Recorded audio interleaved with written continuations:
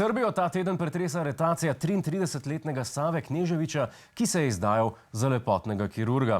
Da se razume, ljudje je pretresel, ker je šlo za lažnega kirurga, ne ker so ga aretirali. Ker to, da se izdajaš za doktorja, ni normalno niti v Srbiji. Razen, če si homeopat. Pa je to iz nekega razloga normalno povsod. Kakorkoli, Kneževič je svoje šarlatanske posege izvajal kar v stanovanjih, ki jih je najel preko Airbnb. Namesto anestezije pa naj bi ti neuradno ponudil enega takratkega. A žrtve vseeno pogosto sploh niso posumile, da je karkoli narobe. Dajmo si pogledati. Ne zato što se on pojavljivao u medijima, predstavljao je sebe kao vrhunskog stručnjaka, poznate ličnosti su ga reklamirale, ne jedna nego više njih, tako da ni u jednom momentu nisam sumnjala u njegovo znanje. Nisem znala. Dobro, ni nujno, da znani obrazi promovirajo sam kakovostne izdelke. Konec koncev tudi Đuro oglašuje korejske avte. A se ste jezili na njega, če se vam bo, ne vem, sred Dunajske avto pokvaril? Ja ne, ker dobro veste, da Đuro nima veze s tem avtom v resnici. In ker veš, da ni sam kriv, da so gledališča trenutno zaprta. Čeprav so sleparskega lepotnega kirurga oglaševali znani, pa je za promocijo skrbel tudi sam. Ženske, kot sta Brana in Marina, je Savo Kneževič prepričal s premišljenimi promocijskimi oglasi, številnimi ponarejenimi diplomami in dokumenti, med katerimi je tudi slovenska osebna izkaznica, na vsezadnje pa tudi s prepričljivimi nastopi.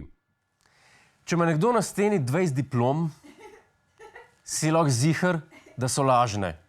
Če si nekje res diplomiral, imaš eno. Če jih imaš celo steno, v resnici pomeni, da verjetno nimaš niti ene, imaš pa vsaj en printer. Nediplomiranega lepotnega kirurga zelo verjetno čaka nekaj letna zaporna kazen, potem pa naj bi se vpisal na študij medicine, ki ga baje lahko zaključi v pičlih 3 letih, ki ima prakso že priznan.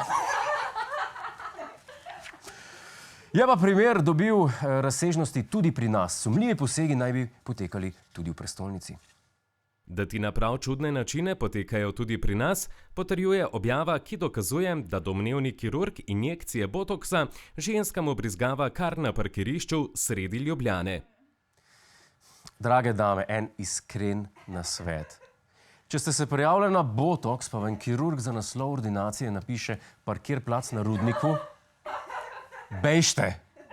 Kako mu sploh uspe človeku? Ko jaz povabim ženske na parkir plac, sem srečen, če kjera sploh pride.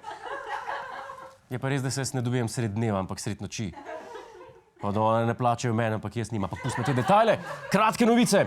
Z najnovejšo avtomobilsko-tehnološko inovacijo se lahko pohvali romunska Dacia. Ja, tudi jaz nisem mogel govoriti, ker sem prvi slišal.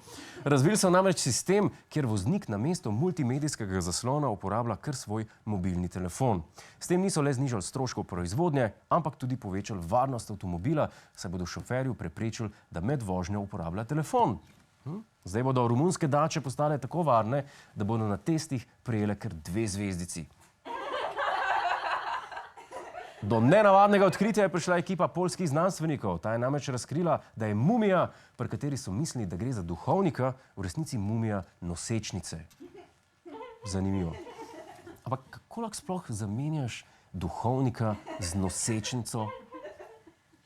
Najbrž so videli, da gre za odraslo osebo, ki k sebi stiska otroka, ne? Pa so avtomatsko posumili. Hej, to je naš YouTube kanal, klikni na ta gumb in se naroči, da boš na tekočem. Polajkaj pa nas tudi na Facebooku in na Twitterju, pa na ulici, pa na kakšnem javnem WC-ju.